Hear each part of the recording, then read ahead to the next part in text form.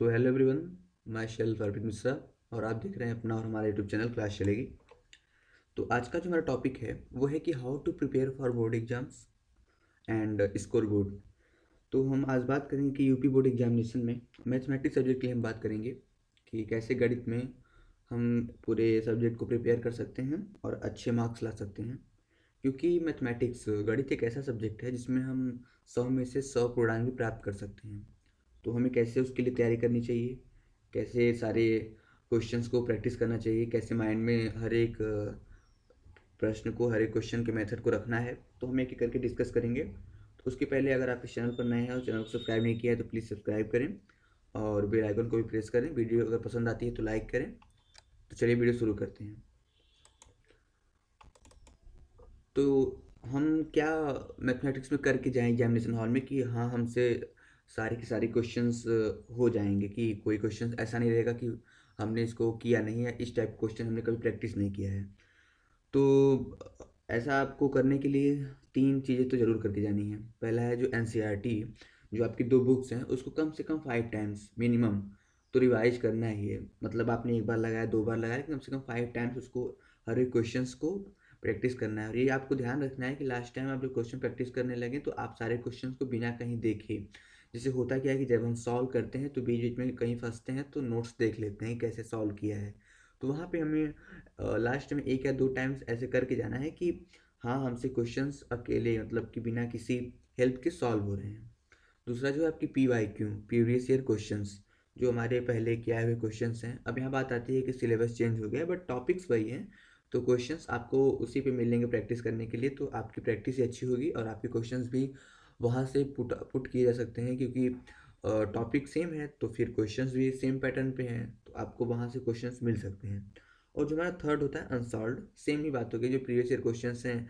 जैसे कुछ लोग क्या करते हैं कि कुछ सीरीज आती है जैसे कि विद्या क्वेश्चन बैंक या फिर और अदर टाइप्स की, जैसे मेरे पास कुछ है आप लोगों के लिए, मास्टरमाइंड हो गया, इन सब टाइप्स के क्वेश्चंस हो गए, सीरीज हो गए। तो कुछ लोग उससे प्रैक्टिस करते हैं, कुछ लोग अनसॉल्व से। लेकिन अनसॉल्व में क्या होता है कि सारे क्वेश्चंस होते हैं, सीरीज वाले कुछ प्रश्न को इग्नोर कर देते हैं, मतलब कि नहीं देते हैं। तो आपको अनसॉल्व भी हर एक क्वेश्चन को सॉल्व करना है। अगर आप इतना कर लेते हैं तो आपको एग्जामिनेशन हॉल में, मतलब एग्जाम देते टाइम, किसी भी प्रकार की परेशानी नहीं होगी कि हाँ मैंने ये क्वेश्चन नहीं किया है या फिर ये क्वेश्चन मुझे नया लग रहा है।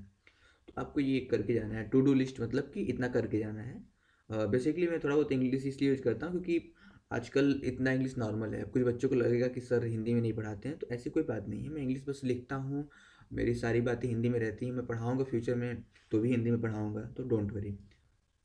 नाउ नेक्स्ट टॉपिक इज़ कि अब हम बात करते हैं कि कैसे कैसे चैप्टर्स को तैयार करना है। देखिए आपका एक बहुत बड़ा पोर्शन होता है कैलकुलस, और कैलकुलस में भी 5 चैप्टर कवर करता है आपके सिलेबस का।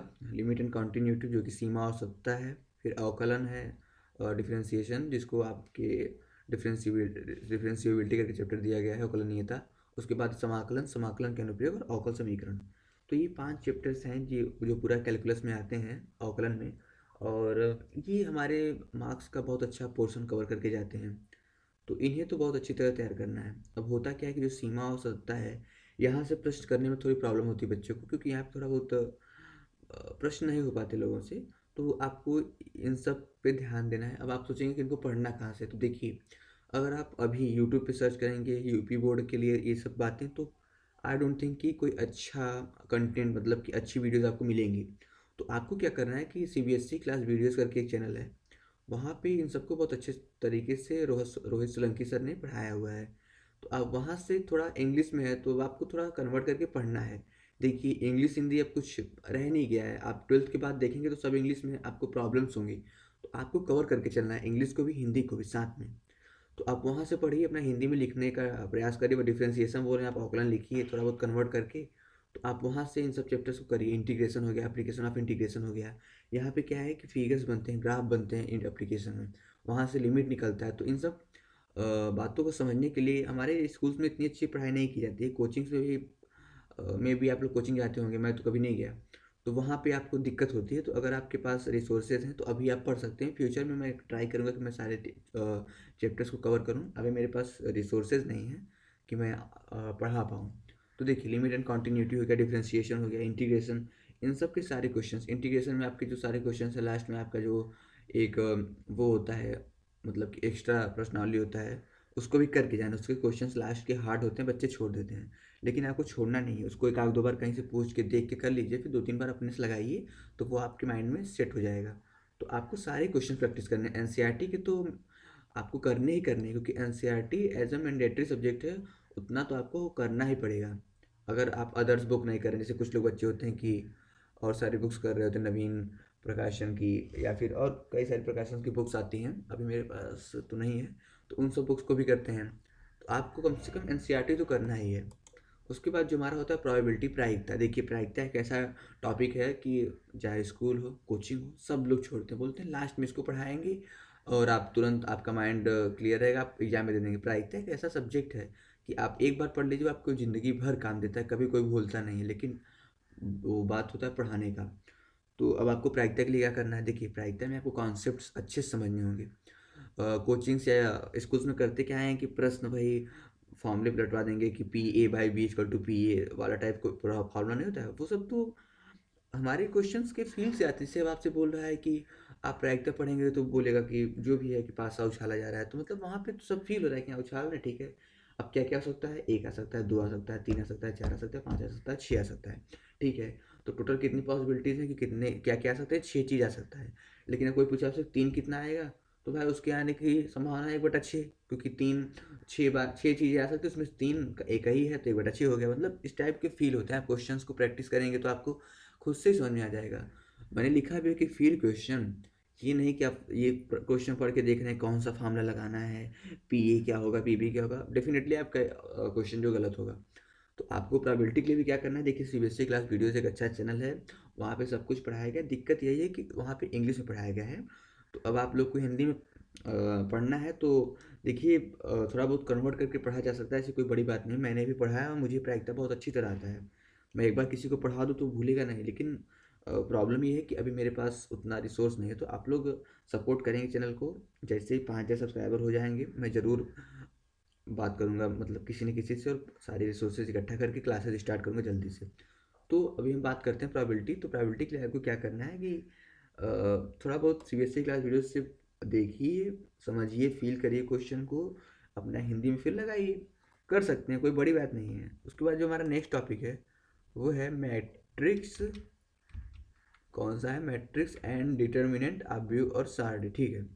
तो ये जो पार्ट होता है वो थोड़ा सिंपल होता है, बच्चे कर जाते हैं, क्योंकि इसमें ज़्यादा कैलकुलेशन नहीं होता है। बस वहाँ पे जो होता है ना कि इन्वर्स निकालना रहता है, प्रतिलोम, वहाँ पे बच्चों को क्या होता है कि ऑपरेशंस लगाने रहते हैं, तो वहाँ पे गलतियाँ कर जाते हैं, मतलब थोड़ा बहुत दिक्कत होता है। तो आप इसको भी एनसीईआरटी के सारे क्वेश्चंस करेंगे, प्रीवियस ईयर क्वेश्चंस करेंगे, अनसॉल्व कर लेंगे, इतना तो इनफ है। आपको इतना इसमें करना है। लीनियर प्रोग्रामिंग जो है हमारा चैप्टर नंबर 12, रैखिक प्रोग्रामर बोलते हैं इसको हिंदी में। तो ये मत सोचिएगा कि मुझे हिंदी नहीं आ रहा है, मैंने यूपी बोर्ड से क्लास 12 तक की पढ़ाई की है, शिशु से लेके। आप लोग तो इंग्लिश में एल के जी यू के जानते हैं, हम लोग शिशु जानते हैं। तो सरस्वती शिशु विद्या मंदिर हमारा स्कूल था, हमने वहाँ से पढ़ाई की है क्लास 12 तक। क्लास 10th में भी मेरे अच्छे मार्क्स थे, 91-92% था मेरा टोटल, और फिर क्लास 12th में भी मेरे अच्छे मार्क्स थे। तो ये आपको मैं लीनियर प्रोग्रामिंग के लिए बता रहा था कि ये सब क्वेश्चंस भी आप प्रैक्टिस करेंगे तो हो जाएगा। आपको इस पे ध्यान कर देना है, क्वेश्चन सारे करके जाने एनसीईआरटी के, बस मैं ये बात बोल रहा हूँ। और क्वेश्चंस आपको थोड़ा बहुत माइंड में रखना है कि हाँ प्रोसेस क्या है। जैसे आपको क्वेश्चन मिल रहा है तो आप इसको पढ़े, आपको लगा कि हाँ लीनियर प्रोग्रामिंग से क्वेश्चन है, फिर आपने देखा कि अच्छा इसको ऐसे ऐसे करना रहेगा, तो आपके माइंड में वो आ जाना चाहिए कि हाँ पहले हम इसको ये करेंगे, फिर ये करेंगे, ऐसे ऐसे। तो आप क्वेश्चंस को माइंड में बैठा के एग्जामिनेशन हॉल में जाएंगे। उसके बाद हमारा है रिलेशन एंड फंक्शन, संबंध और फलन। देखिए ये यहाँ पे भी एक ऐसा चैप्टर है जहाँ बच्चों को दिक्कत होती है, उन्हें समझ नहीं आता कि रिलेशंस कैसे हो रहे हैं, फंक्शंस कैसे हो रहे हैं, वन टू ऑन वन होता है ना कि वन टू वन वन, ये सब फंक्शंस होते हैं। तो जो फलन होता है, इन सबको समझने में बच्चों को दिक्कत होती है। तो आपको क्या करना है, सीबीएसई क्लास वीडियोस के लेक्चर्स को देखने हैं। मैं आपको अभी यही रिकमेंड करूँगा, उनको हिंदी में कन्वर्ट करके लिखना है, क्योंकि आपको समझना है। समझने के लिए आप इंग्लिश या हिंदी तो बस, वो तो हमारे समझने की भाषा है, उसको आप माइंड में किसी भी लैंग्वेज में रखिए। आपको लिखना हिंदी में अभी अभी लिखना है, क्योंकि आगे तो आपको सब इंग्लिश में ही करना है। तो आप ये आप मान के चलिए, आपके लाइफ का लास्ट एग्जाम है जिसे आप हिंदी में दे रहे हैं, आगे सब इंग्लिश में है। अगर आप साइंस साइड में आएंगे तो आपको ये एग्ज़ाम हिंदी में बस लिखना है लास्ट टाइम। आपको पढ़ के इंग्लिश में हिंदी में कन्वर्ट करके अच्छे से समझना है। उसके बाद हमारा नेक्स्ट टॉपिक है वो है इनवर्स ट्रिग्नोमेट्री फंक्शन। ये भी प्रतिलोम त्रिकोणमिति फलन बोलते हैं। ये भी सिंपल चैप्टर है, आप लोग खुद से कर लेंगे, कुछ करना नहीं रहता है इसमें। आपको क्वेश्चन प्रैक्टिस करने रहते हैं थोड़ा बहुत। कुछ क्वेश्चंस में देता है कि -π/2 से π/2 लिमिट एग्जिस्ट कर रही है, या क्वेश्चन की जो वैल्यू है x अपॉन x हो गया, x-2 है तो ऐसा कुछ x लेस देन 2 ही रहेगा, अदरवाइज जो आपका फंक्शन है वो इन्फाइनाइट हो जाएगा। ऐसी कुछ बातें रहती हैं। तो ये देखिए, अभी आप जो ये बोर्ड एग्जाम देंगे वहाँ पे इतना ही मैटर नहीं करता है। आप आगे अगर जेईई मेंस एडवांस की प्रिपरेशन करेंगे तो वहाँ पे इन सब का बहुत महत्व रहता है। मैंने एडवांस तक क्वालिफाई किया था, बट एडवांस मेरा नहीं हुआ, तो मैं आपको उसके लिए भी बताऊंगा। तो अभी आप इसके क्वेश्चन को प्रैक्टिस करिए। हमारा जो नेक्स्ट है vector algebra and 3D geometry, सदिश बीजगणित और 3D ज्यामिति। तो देखिए, ये चैप्टर भी मुझे लगता है कि वेक्टर अलजेब्रा तो बच्चे कर लेते हैं जो सदिश बीजगणित रहता है, लेकिन 3D ज्यामिति में कहीं ना कहीं दिक्कत होता है, क्योंकि बिना क्वेश्चन को समझे आपको ग्राफिंग करने नहीं आ रहा है तो कैसे फिगर कैसे बन रहा है, और आप क्वेश्चन को लगा रहे हैं तो वहाँ भी क्या होता है कि दिक्कत होता है थोड़ा बहुत। तो मैं फिर से वही रिकमेंड करूँगा कि आप सीबीएसई क्लास वीडियोज़ की लेक्चर्स को देख के बहुत अच्छे से उन्होंने बताया कि कैसे क्वेश्चन को करना है।